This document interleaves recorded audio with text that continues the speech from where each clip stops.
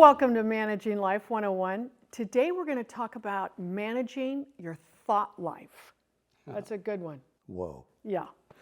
Well, you know, and if you've seen some of our podcasts, we've talked about this little circle pie. I called it a pie because you have slices in there. And one of them is the mental part of your life and the emotional part of your life. And I'll tell you, your thought life, wow, it can kick in. And what it can do is cause feelings, because feelings are going to happen all the time. It's going to cause feelings. Feelings can cause actions, and actions can determine your behavior and ultimately your life. So, you know, we think, oh, your thought life, oh, okay. Yeah, it's important. It's really important. Really important. Because you can hook onto something, and all of a sudden that's all you want to think about. That's all you want to focus on. And so how do we not do that? And one of the things that really helped me when I started to learn about how to manage my thought life and not obsess over things or constantly think about things was somebody had pointed out to me my attitude. And you know, my attitude would wane, come and go, wane and go away, because I was ruling my life by my emotions. So once I started to get a handle on this, attitude became so important. So I'm going to read you guys something because this is so cool. It's called Attitude. And it says, the longer I live, the more I realize the impact of attitude on life. Attitude to me is more important than facts. It is more important than the past, than education, than money, than circumstances, than failures, than successes, than what other people think or say or do. Whew, that's powerful.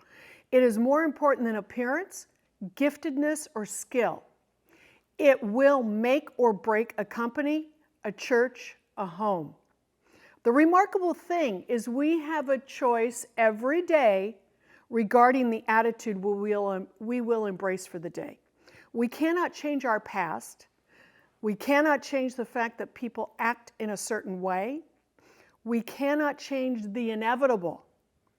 The only thing that we can do is play on the one string we have, and that is our attitude. I am convinced that life is 10% what happens to me and 90% how I react to it. And so it is with you. We are in charge of our attitudes. That's by Charles Swindoll. I have it framed, and the reason I'm showing you that, this is something throughout my work life I started to put on my desk. Why did I do that? Because when I was in work mode, there would be things that would pop up in my work that could drive me crazy and affect my attitude and my mental state. So when I had that there, I subconsciously would see it all the time. And then I would realize, like, okay, if somebody's getting attitude, is that because I'm giving off something to create that attitude, or is it just something? So it became very clear to me that attitude was very important. And as I have changed my life throughout these past 35 years of sobriety, I have realized that attitude is important. You can teach people how to do skills. It is so hard to teach somebody how to have a good attitude. So a good attitude is one of the key elements to eliminating strife in your life on a daily basis. What do you think about that? When you read that, it totally resonated with me. Years ago when we had the 901 building up for rent, one of the guys that came to look at it as a prospective tenant had been in a fire. And I don't mean just a little fire, I mean a major fire, to where he had surgically corrected lips, eyelids, and I mean, it was like shocking to see him for the first time. But once he opened his mouth and started speaking, I didn't see the burn scars. For him, they weren't there. Mm-hmm. And then 2 minutes into our conversation, I didn't see them either. They weren't there for me either. Right. So his attitude, how he presented himself in life, was a lesson for me at that point that I never forgot. Yeah. And I've told that story over and over. and I remember his name. Yeah. I won't say it, but I mean, I remember his name. I remember him. We had one meeting years and years ago. It was dynamic for me, and taught me a lesson about attitude, and which I've used throughout the years. Yeah. And what was the lesson? How you show up and how you present literally has nothing to do with your appearance. You can be the Hunchback of Notre Dame, but if you present in a educated, outgoing, confident manner, you're going to get your objective. We didn't rent to him only because the city would not allow his business, because that's part of the deal. If the city allows the business, we're good. Yeah. And they didn't, so we weren't. But the real win for me was meeting him Yeah. and seeing how he presented himself in life. And I wanted to be him. I want a little bit of me is him. Yes, I love that. Yeah. And we talked about that before. In fact, it was so great because my shirt says Leaders Academy. Jim and I both we're teachers at Leaders Academy, which is this great program that our church has. And we teach about communication. And one of the things that we do is we love to spend time with the interns, which are you young people out there, and all people, but we love the young people. And it is about learning about attitude. And we happened to have lunch with a couple of the interns from the past year. And it was so great because he talked about how he is working an after-school program teaching young men how to show up to be men in life. And it made me think, well, that's the same thing for women. How are you going to show up and be a woman in life and carrying yourself? And you're right, because it talks about this in attitude, that it's not about appearance. It is something that comes from inside that we allow that strength to come forth. And he used a great analogy of like sitting up straight and shoulders back and head up and just feeling good. Just feel good about who you are. That is going to, we have a great saying in AA that says, fake it till you make it. Sometimes you have to fake it until you make it. But let me tell you something, you stay on this path, and you stay on the path of wanting to manage your life, your emotions, your feelings, your thought life. And what will happen is you will transform yourself into the person you want to become. Not necessarily where you are today, because it doesn't matter where you are today. What matters is what are you going to do today to help change you to become the person you want to become for tomorrow. The past is over. We can't do it. We can't, but it becomes your greatest asset into creating your future. And it's acknowledgement of that there are thoughts that go on in our brain every day. I mean, in fact, I think there's statistically, it's like, I don't know, tens of thousands of decisions we make every day. That's amazing. That's a lot of stuff up there. But the mental process that happens when we realize that we have a choice that we can make every day on how are we going to deal with these things that come into our life and cause us strife on a daily basis. When you wake up in the middle of the night and you realize that there is a boardroom meeting and the committee is in session in your brain, you weren't even aware that they were meeting, but they're discussing some possible scenarios of an event or person or place or thing in your future. And your input is not required. The committee will decide all those things without you. And so how do we quiet, how do we put these soundproof doors closed on that committee? And what I would do when I would wake up like that, and literally you're like, pew, and the head is rolling, the gears are turning. You just say, okay, Lord, in our case, Lord, I just would pray, dear Lord, whatever this is, I give it to you. I give it to you. And I would just focus on Jesus and see him, see his face. And then the next thing I know, the alarm's going off. And I'm getting up, and I take on the day. And learned a long time ago, whether it's employees, friends, or whoever, at some point they're not going to be doing things the way you want them to do them. Oh, boy. And when they don't do the things the way you want them to do them, that can cause you mental strife. So again, the simple thing is, here's a great prayer.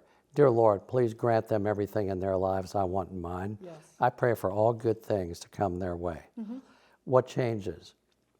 Nothing, really. They don't change, but here's what does happen. Once you focus on praying for them and you want good things to happen for them, you don't have to mean it, but you're saying it. Fake it till you make it. Yeah. They will leave your brain. Yeah. They get in their Uber and they leave your brain, and they're no more occupying space between your ears. The last thing you want is anybody living rent-free between your ears, and that's no way. It's not fun. It's not. You can't take on the normal course of action during any given day with something occupying your thoughts that's causing you strife. Yeah. You got to get rid of that. What we do is we'll share about it, Yep. about that person, that place, Share about that it. thing. We'll share about it. And then we'll pray about it. Dear Lord, I don't know what's going to happen, but I surrender it to you, because your solution is probably going to be 100 times better than mine. Right. You know what I love when you said that? Here's what popped into my mind, is because I had never heard that before. And so my sponsor told me I had a boss that just like really yelled at me, and immediately I regressed to being 7 years old when my dad had yelled at me. Now I'm a full-grown woman in my 30s, you know, working in a profession, I get yelled at, and I really don't like this guy. So I call my sponsor and she says, well, you have to pray for him. And honestly, seriously, I said, do you mean that I pray that a hitman shows up at his front door? She said, no. You have to pray that God grant him everything in his life that you want in your life. And she heard I was silent on the other end of the phone. And she added, you don't have to mean it. And, you know, that's as easy and as simple as it started for me. But what I did is I became willing to want to make a change. So I did it. I did what she told me to do. So I started praying for him, and I prayed for him, in fact, for 15 days. Wow. Every time he entered my brain, I would say that prayer, grant blank everything in his life that I want in my life. I pray for all good things to come his way. And you know what started to happen, like you said? Nothing, I didn't change, he didn't change, but what happened is God came in and changed the relationship. And you know, the relationship became, what happened is it enabled me to where when he started to let loose again in some business situation, I literally had the ability to stand up for myself and say, I'm not going to be spoken to that way. That was so scary in the beginning. But it gave me courage to realize that I could do these things. And then by the time we parted ways, we had a great appreciation for each other. He taught me how to stand up and not be talked to in a bad way. And I taught him how to deal with women in business. But it started with me sharing. This was the deal. Share what's going on. A prayer. Not with just anyone, though. No, you have to be very selective with who you share. Share with someone that you know is a reliable and trustworthy source, and preferably godly oriented, because that's our preference. And they will give you good, orderly direction, the acronym for God, good, orderly direction. And so I shared that with her because I trusted her opinion. It had not steered me wrong. We prayed. She told me how to pray about it. I prayed about it. And then I continued to take action and do what was, you know, what the next indicated thing was. And voila, I ended up having a great relationship with this guy. So that helped change my thought life. And it started a progression of now, whenever anything is bugging me, I pray for it. I pray for any person, place, or thing that gets in my mind. And it helps bring me calmness and clarity of thought. One other tool that I use is the God box. Oh, yeah. And the God box can literally be a shoebox, so you just cut a hole in it. You write down the person's name, the situation, the institution, whatever it is that is, we don't know what the outcome is. And the brain is always saying, well, the brain thinks up these horrible outcomes. And so, no, I don't want to be there. I don't want to think about that. I will write it down on paper, put it in the God box, and let God handle it. And the amazing thing is, you go back 6 months later, open up the God box, all these pieces of paper in there, and you start unfolding them, and you laugh because it got handled. Yeah. It got handled. It's so You didn't even good. have to do anything. You just had to just show up and do your life, and the situation, the person, whatever it was, got handled, and that's such a comfort in dealing with everyday strife. Yes, that's a great tool. So let's wrap that up because I think it's some really, really good tools. Okay, we're talking about like managing your thought life. So in managing your thought life, you're going to take it captive because if you allow your thought life to take you captive, it will tell you everything that's bad. So you have a realization that like, wow, okay, what's going on? What am I thinking? You want to make a change, all right? Have a mentor, a trusted friend, someone that is further along the road of life than you are in a very healthy, productive, working manner. You share with them. You pray about whatever it is that's going on. And then you take the action to do the next indicated thing. Be willing to take direction. And remember that our attitudes will affect everything that happens to us in life. So those three things, God box. A God box is what you described. You put anything that is occupying too much for your brain, any person, place, or thing that you want resolution on and you cannot figure out for yourself how to resolve it. You put it in there. So I want to leave you with a challenge to really take a breath. And how is your thought life today? Is there anything that's challenging you in your thought life? Is it running wild and rampant? Is it taking over the way you don't want it to? Course correct. Think about what your attitude is. Think about if there's any particular situation that's causing this. Find someone with whom is trusted to talk to. Pray about it and put it in your God box. And before you know it, boom, your day goes by, it changes, and you've had a great day. Boom, underneath, done, sunset, mic drop. Pretty good, huh? Yeah, very good. Thank you.